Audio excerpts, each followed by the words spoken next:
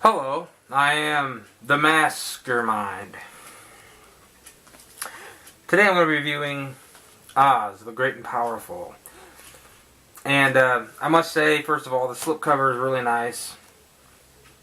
It's got a nice sheen to it when you move it back and forth. If you could see it, I don't know if you can see it, but it's pretty cool. This movie's about a magician who, his name's Oscar. His name's Oz, but he goes by Oscar. His name's Oscar, but he goes by Oz or whatever. And he's a magician, but he's a fraud. He's cheap tricks. He's just a fraud. And he goes to these little carnivals. He's like a carnival magician guy, and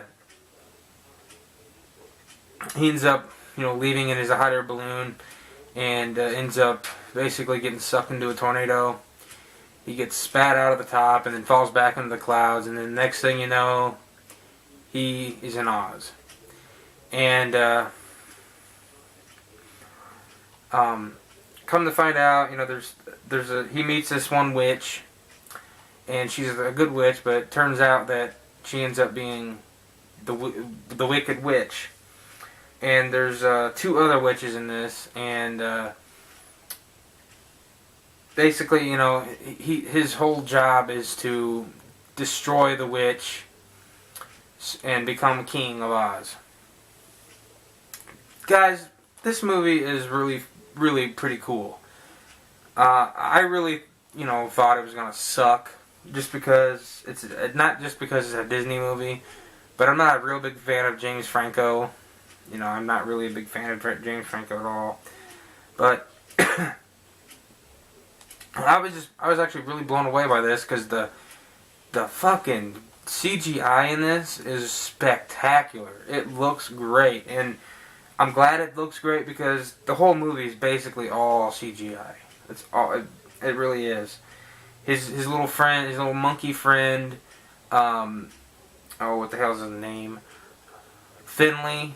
The little monkey who flies, and this porcelain doll that he finds. Pretty fun characters. There's a scene where they're in these bubbles, and they're going through this like canyon made of green crystals, and that scene looks spectacular. And it looks just tremendous on Blu-ray. It really does. And then, like, the first 10 or 15 minutes of this movie, the first 15 to 20 minutes of this movie is in black and white. Kind of like how the original was, how it was all black and white at first, and then it went to color. But the original Wizard of Oz was all in black and white, but then they restored it to full color. So, yeah, and then there's a lot of things in this I've seen that was pretty similar to the original. They had a lot of things from the original that I noticed. They still had the flying monkeys, but they were baboons, and they seemed a lot more monstrous, and stuff like that.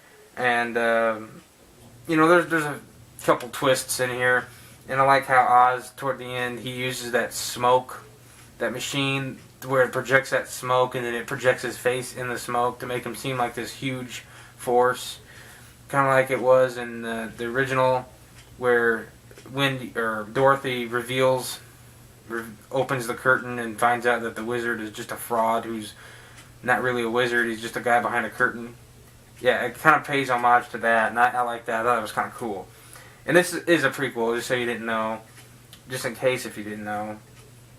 It's basically about how he came to Oz and all that. And the Emerald City looks really cool. It really does. It looks awesome. But yeah, I really enjoyed this. I really thought it was cool. I think the Wicked Witch was awesome looking.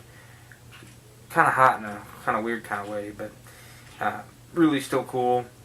Yeah, I really enjoyed this. I gave this movie an 8 out of 10. Just because, 8 out of 10. The acting was good, but there were some things I just didn't care for. The twist, certain twists I don't really like. I like the twist, kind of, but it was alright. the tornado did look kind of bad, but I mean it wasn't perfect by any means, but it still looked alright. This definitely isn't my favorite movie, but it's pretty good.